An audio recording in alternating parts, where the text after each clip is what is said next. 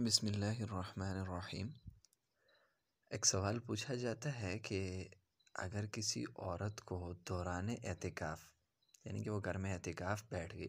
اپنی جگہ ایک اس نے خاص کر لی،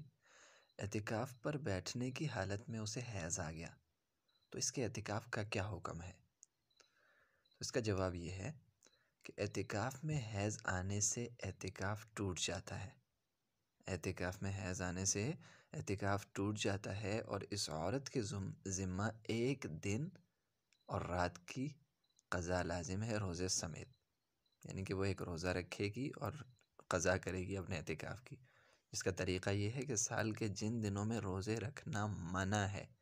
ٹھیک ہے، جن دنوں میں روزے رکھنا منع ہے، ان دنوں کے علاوہ کسی بھی دن غروب آفتاب سے پہلے،